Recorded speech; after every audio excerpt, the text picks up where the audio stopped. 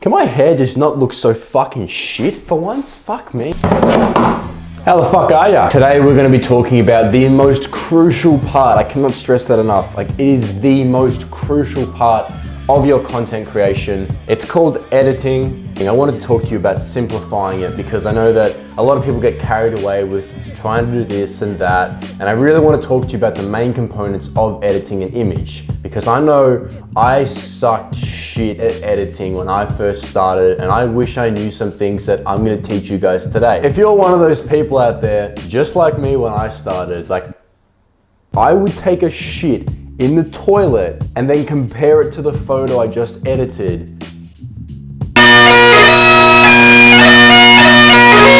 And I'd probably prefer my shit. Like, that's how bad it was. I can't stress enough how crucial it is to have Adobe Lightroom installed onto your computer. We all know Adobe has this weird fetish on making all their programs extremely hard to use and with a whole bunch of buttons that do fucking nothing. So right now we've come over to develop and we have all these buttons and settings, which I don't even know what half of this shit does. Lens correction, I kind of understand, but you go into manual settings, like, what the fuck is this shit? Like, purple hue. You've got two sliders on the one slider. Let me quickly run you over about the 5 main things we're gonna be going over today. So first of all is obviously our basic editing. So that's pretty basic. The next thing we'll be doing is our tone curve. You guys know how much I love the tone curve. I always talk about the tone curve. There's 3 main things up here that we're gonna be talking about too, which is the graduator filter, the circle, which is the radial filter, and this long as fuck tool right here, which is the brush tool. So those are the 5 main things we're going to be talking about in today's lesson. To begin with, obviously, we're going to bring up the brightness in this image. You should always do that. This photo was actually inspired by my friend Simon. He was down in Melbourne with us last week. His Instagram is called Uwo. His work is honestly incredible. You can go check him out right here. So this shot was inspired by him. We're going to bring a bit of highlights down and our shadows up. Mess around with the whites and the blacks. Probably don't even need to crush the blacks any more than what they already are, because we do have a lot of darkness up in the top of the image here. We don't really need much more clarity than what's already in there. And that's pretty much basic editing done. Tone curve is really, really important though. Like, do not skip this step. If I find out that you're skipping this step, I'm gonna come into your house and I'm gonna fucking smack you up. So to simplify what the tone curve is, it's a box, and it's pretty much a professional version of what the basic editing allows us. The tone curve is pretty much all of that shoved into a square. Oh, you have the power to play around with your shadows, midtones, and your highlights. The best way and the easiest way to start editing on the tone curve is to come and put 3 dots into your curve. We have power to access the shadows. As you can see, that plays around with it quite a bit. Just as tiniest touches make the biggest difference. Our midtones and our highlights. The first thing we're going to do with the tone curve is come down to our shadows right here, which is be the darkest part of the image, which is the bottom of the tone curve, and literally just bring it up. And that's going to create this awesome fade. You are now an Instagram millennial. You put fade in your images. Always bring my midtones up. So it's basically acting the same as what exposure does in your basic editing. Up a little bit, and same with this. We're going to come down and click onto blue here. And in the blue settings, we're going to grab the bottom of the tone curve, bring it up, and bring it across a bit to create like a browny orangey feel to it, mixed with the shadows of the blue. This is what we started with, and that's what we're doing now. I'm going to come down, I'm just going to quickly mess around with some of my blues and oranges and stuff, then we'll get back into the main components of the editing tutorial. Now we're going to come up into our graduator filter. Pretty much you can create a fade over your image anywhere you like, pretty much. And this fade can be as strong as you like, or it can be weak as well.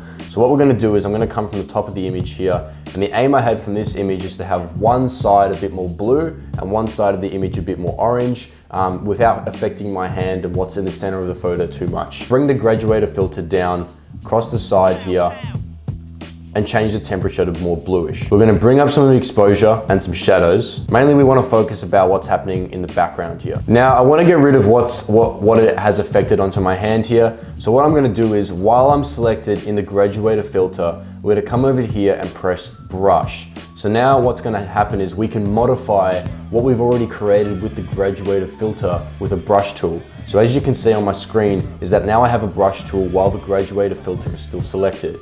And if I press O, I can see what the graduator filter affects. If I hold down Alt on my keyboard, I can have an eraser tool. It basically works as the opposite of the brush. The brush applies your settings, whether when you hold Alt with the brush tool, it does the opposite, so it erases.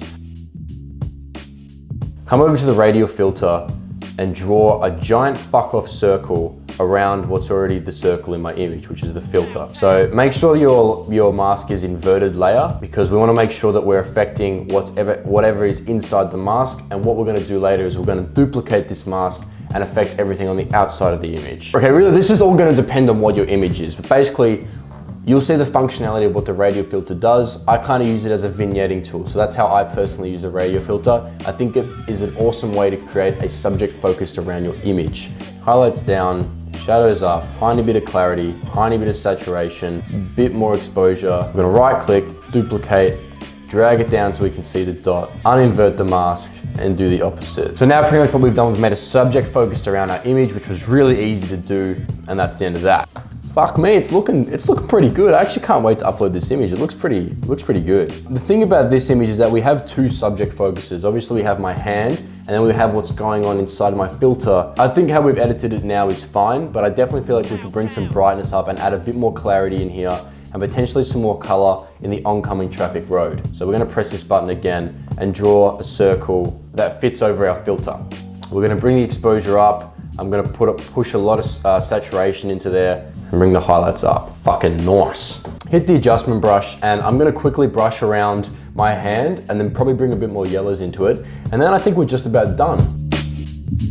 Pow, pow. So now if we look at the before image, and now we're gonna look at after.